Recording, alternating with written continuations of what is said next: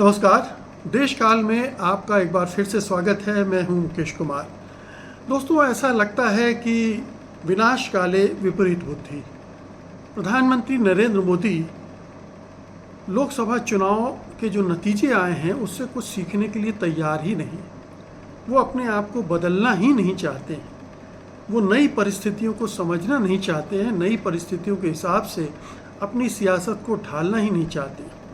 वो अंदर से इतने कुंठित हैं, इतने हताशा से भरे हुए हैं, इतनी नफरत से भरे हुए हैं कि वो सही फैसले भी नहीं ले पा रहे। और इसका एक उदाहरण हमको देखने को मिला जब हमने देखा कि 15 अगस्त को जब वो लाल किले की प्राचीर से भाषण दे रहे थे तो विपक्ष का नेता प्रोटोकॉल के हिसाब से जहां उसको बैठाया जाना चाहिए था वहां उसे नहीं बैठाया गया, उसको 5वीं कतार में ले जाकर बैठाया गया। ये क्या राहुल गांधी का अपमान करने की कोशिश थी? क्या प्रधानमंत्री नरेंद्र मोदी को इसका अंदाज़ा नहीं है कि वो जो कर रहे हैं उसका क्या संदेश जाएगा? ठीक है, डिफेंस मिनिस्ट्री ने एक एक्सप्लेनेशन दे दिया कि क्योंकि ओलंपिक के जो मेडल विजेता थे उनको बैठाना था, इसलिए राहुल गांधी को 5वीं कतार में जगह दी गई। प्रोटोकॉल इसकी इजाज़त नहीं देता। माफ़ कीजिएगा मोदी जी, जहां पर कैबिनेट मिनिस्टर बैठते हैं वहीं लीडर ऑफ अपोजिशन भी बैठता है। अगर आपको कोई समस्या थी, मेडल वीर को बैठाने ही थे वहां, मेडल विजेताओं को, तो आप किसी अपने एक कैबिनेट मिनिस्टर को पीछे बिठा सकते थे। आप चाहते तो राहुल गांधी को दूसरी कतार में बिठा सकते थे, लेकिन आपने 5वीं कतार में बिठाया क्योंकि आप उनको अपमानित करना चाहते थे। आपको अभी भी ये स्वीकार नहीं हो रहा है कि राहुल गांधी अब अपोजिशन के नेता हैं। और लीडर ऑफ अपोजिशन मतलब केवल कांग्रेस पार्टी के नेता नहीं होता है, उसमें पूरे सदन में पूरे विपक्ष का नेता होता है। यानी जो 234 सांसद जीत कर आए हैं, राहुल गांधी उन सब के नेता हैं लोकसभा में। और यही प्रोटोकॉल कहता है कि राज्यसभा में जो विपक्ष का नेता होता है उसको भी एक कैबिनेट मंत्री का दर्जा प्राप्त होता है और उसको भी पहली कतार में ही जगह मिलती है। और ये इतिहास में कभी नहीं देखा गया। इतने सारे प्रधानमंत्री आए, विपक्ष के नेता आए, ये स्थिति कभी बदली नहीं। हमेशा ये नियम से होता रहा कि विपक्ष के नेता को अगली पंक्ति में जगह देती गई है। भले ही वो कुछ समय उसका अनुभव उतना न रहा हो। मसलन आप सोनिया गांधी को ले लीजिए। जब वो विपक्ष की नेता बनी थी तो उनका राजनीतिक अनुभव क्या था? 4-5 साल। लेकिन उन्हें वो सम्मान दिया था अटल बिहारी वाजपेयी की सरकार ने। और जिनकी भी सरकारें रही उन सब ने सम्मान दिया, चाहे वो विपक्ष कांग्रेस की विरोधी दलों की सरकारें रही हों या कांग्रेस की सरकार रही। लेकिन इस सरकार ने ये समझदारी, ये शालीनता, ये भद्रता, ये समझदारी नहीं दिखाई। ऐसा क्यों है? क्या प्रधानमंत्री इतने उदार नहीं हो सकते कि लोकतंत्र की मर्यादाओं का, उसकी गरिमा का ख्याल रखें? वो जिस पद पर बैठे हैं, देश का सर्वोच्च पद है वो, आप उसका ध्यान रखते। लेकिन आपने लगा या आपने मान लिया या आपने सोचा कि राहुल गांधी को मैं वो महत्व नहीं दूंगा, उन्हें मैं अपमानित करके ही छोड़ूंगा। और आपने उन्हें 5वीं कतार पे बिठा दिया। लेकिन हुआ क्या? राहुल गांधी ने तो अपने को अपमानित महसूस नहीं किया। उन्होंने ये जाहिर भी नहीं किया, उन्होंने किसी तरह का ट्वीट भी नहीं किया।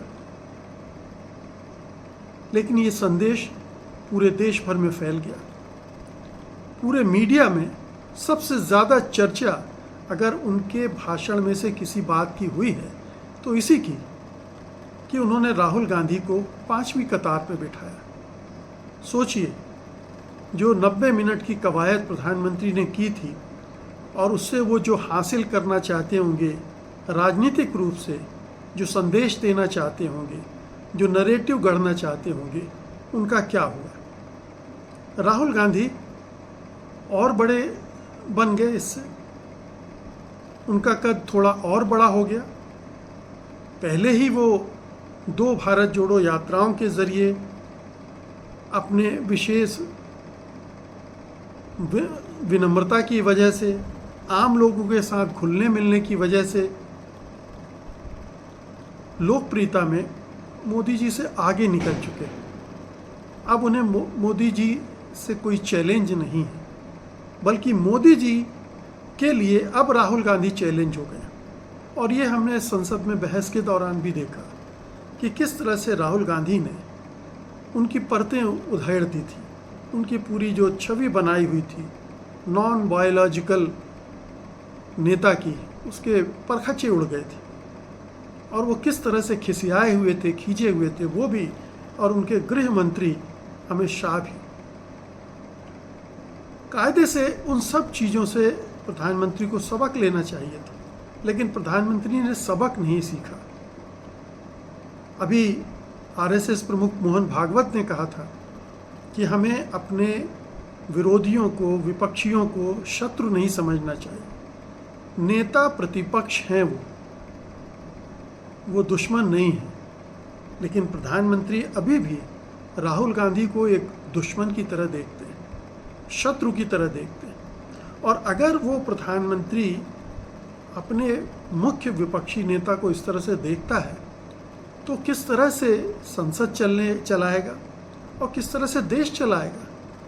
क्योंकि अब आपको कदम कदम पर राहुल गांधी के साथ सलाह मशवरा करना पड़ेगा, उनसे बातचीत करनी पड़ेगी, उनकी मदद की ज़रूरत पड़ेगी सदन में। तब आप क्या करेंगे? आपने सोचा था, क्या आपके मन में था कि मैं राहुल गांधी को इस तरह से नीचा दिखाऊंगा और फिर राहुल गांधी रिएक्ट करेंगे और फिर हमें मौका मिलेगा राहुल गांधी पर हमला करने का? तो राहुल गांधी तो अपने चरित्र को दिखा चुके हैं कि वो इन छोटी चीज़ों में नहीं पड़ते हैं, वो इसे मुद्दा नहीं बनाते हैं। उनके लिए मुद्दे बड़े बड़े हैं, उनके लिए मुद्दे वो हैं, जाति जनगणना है, संविधान की रक्षा है, आरक्षण है, अडानी और अंबानी की लूट है, ये सब मुद्दे हैं उनके। वो उन मुद्दों के साथ खड़े होते हैं, वो आम लोगों के बीच में जाते हैं, उनसे मिलते हैं, उनसे अपना राब्ता कायम करते हैं।